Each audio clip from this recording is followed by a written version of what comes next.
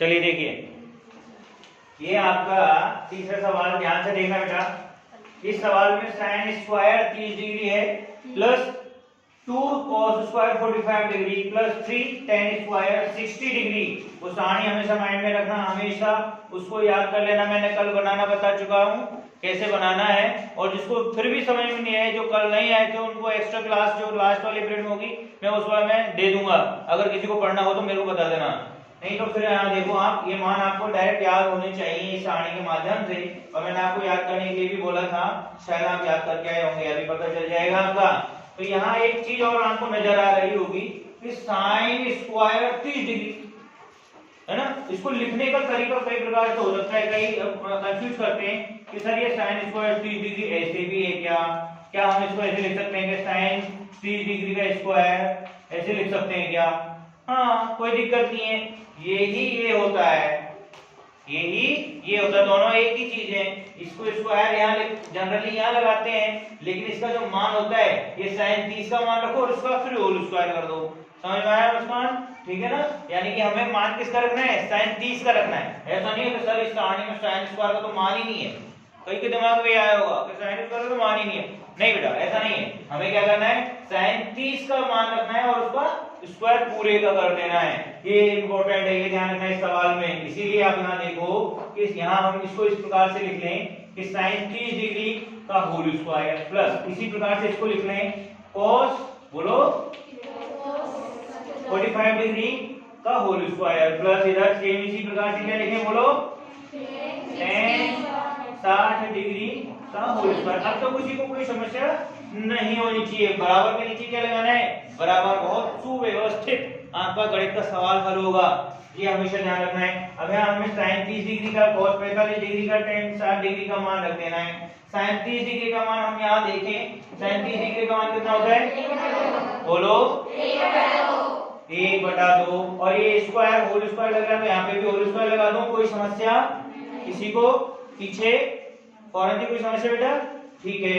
फिर ये प्लस का जगह प्लस, ये 2 की जगह 2, ये मल्टीप्लाई की जगह मल्टीप्लाई। cos 45 की अगर मान की बात करें तो यहाँ देखो cos 45 का मान कितना है? बोलो सभी 1/√2 का होल स्क्वायर प्लस ये 3, फिर गुणा tan 60 डिग्री की अगर बात करें तो tan कहाँ है? यहाँ, और 60 डिग्री कहाँ है? यहाँ। तो कितना मान आएगा बेटा? √3 का होल स्क्वायर। यहाँ तक किसी को कोई समस्या क्या? केवल हमने मान रखा है, कोई और एक्स्ट्रा नहीं करा। नेक्स्ट देखिए आप 1/2, तो 1/2 का होल स्क्वायर अगर खोले तो अंश पर भी वर्ग लगता है और हर पर भी वर्ग लगता है, यानी कि 1 का भी वर्ग करते हैं और 2 का भी वर्ग करेंगे। इस प्रकार से खोलते हैं जनरली, तो आपको ये पता होना चाहिए। फिर ये 2 मल्टीप्लाई यहाँ 1 का भी वर्ग और यहाँ √2 का स्क्वायर, ठीक है, प्लस इसी प्रकार से 3 गुणा यहाँ √3 का स्क्वायर का मतलब क्या है? √3 को 2 बार गुणा करके लिख दो। इसमें कोई समस्या किसी को नहीं होनी चाहिए।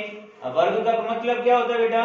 वर्ग का मतलब ही यही होता है कि आपको उस संख्या का, जिस संख्या पर भी वर्ग लग रहा है उसी संख्या को 2 बार गुणा करके लिख दो, ठीक है ना। तो यहाँ आप यहाँ अगले प्रश्न, अगले स्टेप में देखो, बराबर के नीचे बराबर कितना सुंदर लग रहा है, लग रहा है नहीं लग रहा? इसीलिए आपको ऐसे लिखना है। तो 1 का वर्ग मतलब 1 गुणा 1, 1 का वर्ग मतलब बोलो 1 गुणा 1 कितना होता है?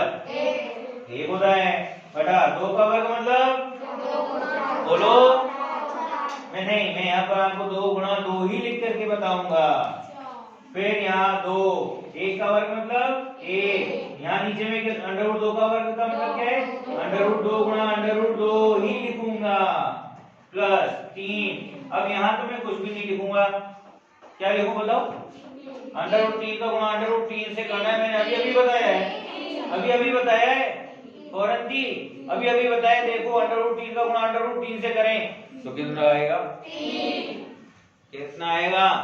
यानी कि ये हमेशा सूत्र कब काम कर रहा है?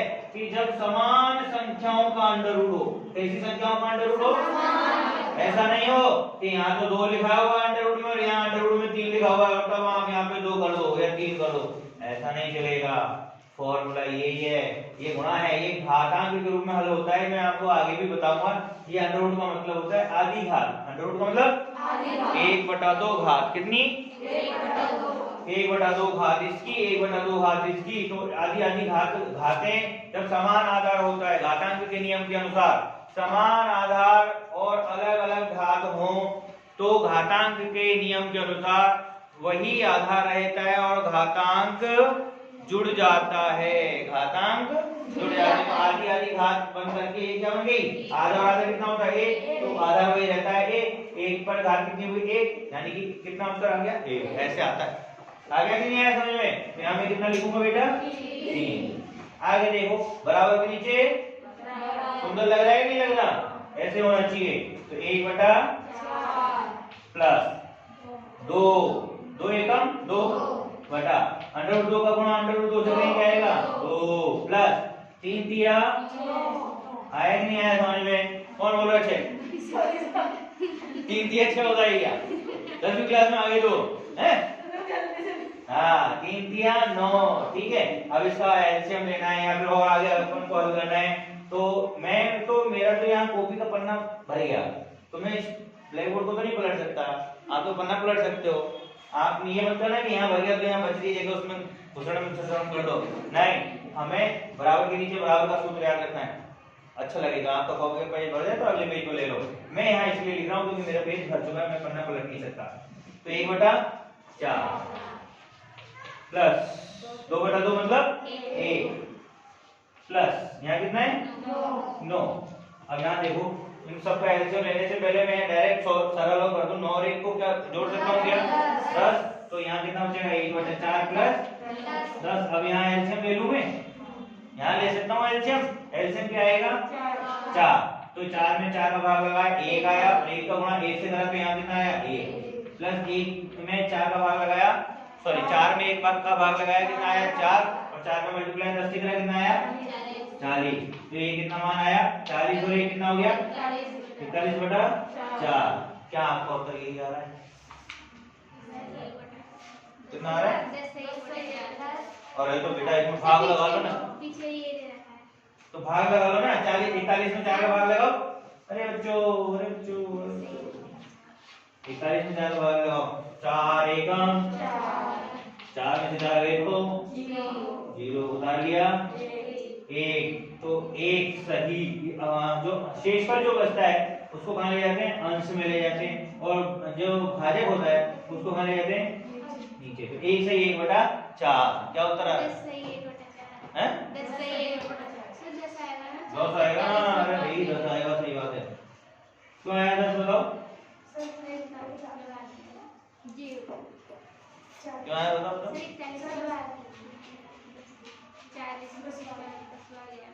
ये बड़ा इंटरेस्टिंग क्वेश्चन बना। कौन करके बताएगा?